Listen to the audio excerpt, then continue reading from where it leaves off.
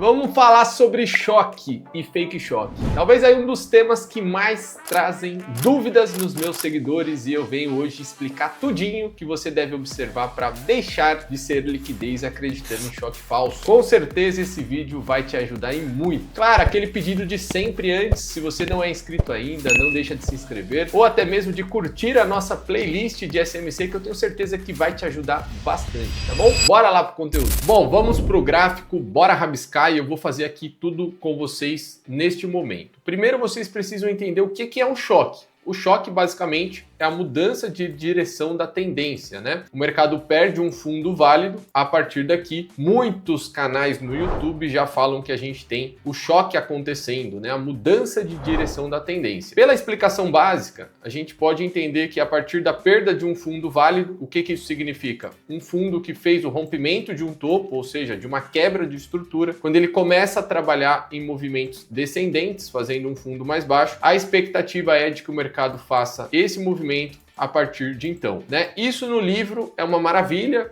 Quando você cria uma aula para o YouTube para falar sobre isso, é muito fácil se você fizer esse desenho aqui. Mas a realidade é distante disso. E eu vou trazer alguns pontos muito importantes para vocês entenderem se o choque ele tem realmente probabilidade de estar acontecendo ou se é um movimento de pullback, um movimento de mitigação para continuar o caminho dele de alta, como nesse exemplo aqui que eu desenhei para vocês, tá? Então, prestem atenção. Primeira coisa que vocês devem observar é o que está motivando a descida para fazer o choque. Esse é o principal ponto. Vocês vão ter que olhar para o lado esquerdo do gráfico e entender se o mercado realmente buscou algum ponto importante para começar a fazer um movimento de queda. Então, pensa nisso daqui. Imagina que você tem esse contexto aqui desenhado, mas imagina que agora você tem isso daqui, ó, uma pernada de baixa lá do lado esquerdo e o mercado veio aqui encontrar um ponto de interesse exatamente nessa faixa de preço aqui. E o que a gente pode entender como ponto de interesse, né? Um order block, um fair value gap, a gente pode considerar um fair value gap, um CISD, vários conceitos aí do nosso operacional poderiam estar aqui presentes nessa região. E o mercado tocou essa faixa e fez esse movimento. Então você tem uma motivação por trás e a confiança no choque já aumenta consideravelmente. Isso aqui é a grande sacada que você precisa ter. Segundo aspecto importante, né?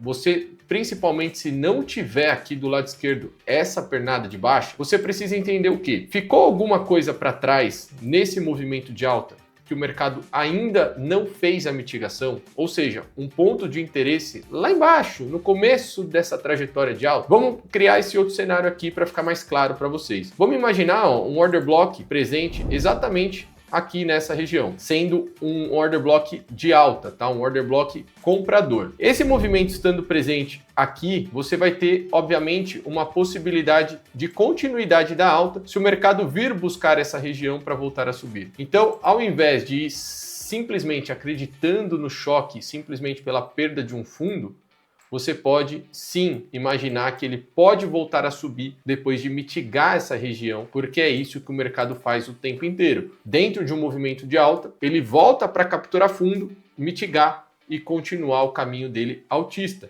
Então é muito provável que o mercado volte a subir e faça aqui a renovação de topo, tá? Então este é o segundo critério que você precisa analisar. O primeiro é identificar o que motivou o movimento de baixa e o segundo é o que ele tem para buscar dentro desse movimento que ele está fazendo. Deixou algo para trás? Tem algo importante? Algo não buscado? É como se fosse um passageiro ali que ficou para trás em uma rodoviária. O ônibus acabou saindo sem ele. O que vai acontecer? Esse cara pode retornar para buscar esse passageiro e depois seguir. É assim que eu encaro essa mitigação que o preço faz antes de continuar o movimento na sua direção. Terceiro ponto, e mais importante talvez, é qual é a força que esse movimento está fazendo na reação. Esse choque ele está vindo com fair value gap, ou seja, um desequilíbrio a favor do movimento de baixa, ou ele está simplesmente fazendo candles pequenos, candles sem amplitude, gerando ali um movimento fraco, uma descida de charrete, ou é simplesmente uma descida de Ferrari ali? O que vocês conseguem entender de movimento forte ou fraco? Apliquem nessa pernada e vocês com certeza vão ter aí uma clareza muito maior se esse choque está acontecendo ou não. Pegando esses três conceitos, vocês já vão conseguir trabalhar com mais efetividade essa questão e evitar muitos stops. Agora vamos direto para o gráfico. Vamos lá, eu estou com o gráfico aberto aqui e eu vou falar mais algumas coisas importantes para vocês. Fica até mais fácil de exemplificar aqui. Observe esse movimento do EURUSD, gráfico de 4 horas. Qual é a nossa referência aqui do movimento de alta? Esse movimento aqui foi o responsável por fazer o rompimento da estrutura. Quando o mercado retorna nesse movimento e faz isso daqui, a perda desse fundo interno, isso não é considerado choque. Eu vejo muita gente que coloca como choque interno. Não existe isso. Isso daqui é uma quebra de estrutura, sim, mas não muda a tendência do ativo. O que ele está querendo passar de informação aqui é que a partir da perda deste fundo, o mercado mostra que quer fazer o seu pullback. E mostrando que quer fazer o seu pullback, você precisa entender onde é o ponto de correção desse movimento que subiu. Então aqui é muito simples, você pega a sua estrutura de alta, marca a sua zona de prêmio desconto e observa o ponto de interesse que o mercado está querendo buscar. E quando você observa isso, né, dentro do nosso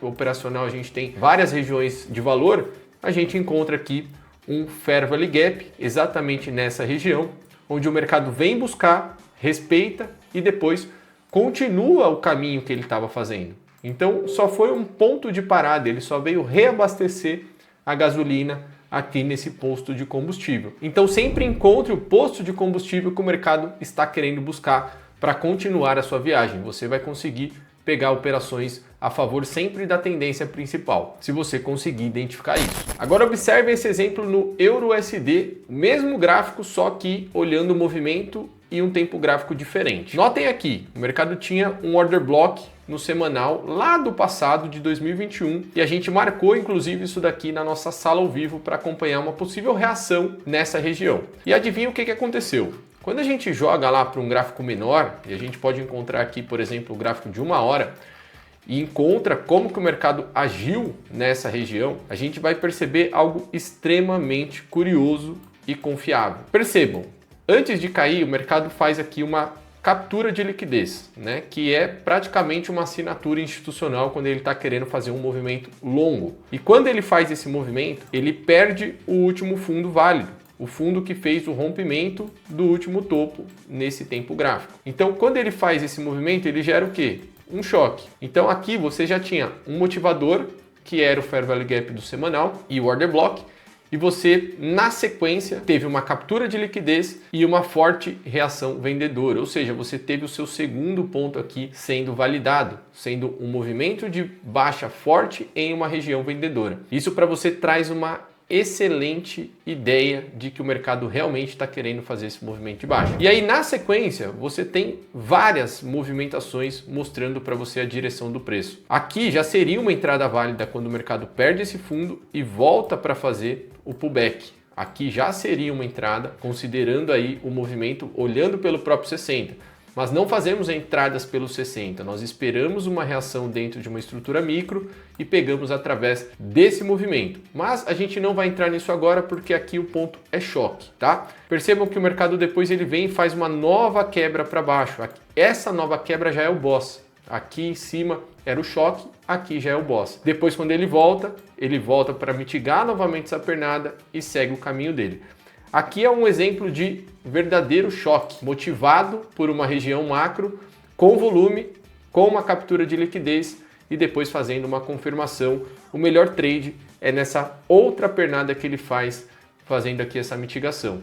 Então, um baita movimento de queda foi gerado a partir daqui, fazendo o quê? A correção de todo o movimento de alta. Não significava aqui que essa movimentação perderia o fundo lá embaixo, no começo do movimento, mas sim, o fato de já começar a perder fundos mostra que ele queria fazer o pullback e vir para o posto de gasolina para depois voltar a subir. E onde foi que ele encontrou esse posto de gasolina, né? Então você tem que subir o tempo gráfico, sempre olhando os pontos macros, para saber onde esse posto de gasolina está localizado. E aqui novamente nós encontramos um FVG do gráfico de 8 horas, onde ele toca, captura a liquidez e começa a subir novamente. Quando ele começa a subir novamente, o que ele vai fazer?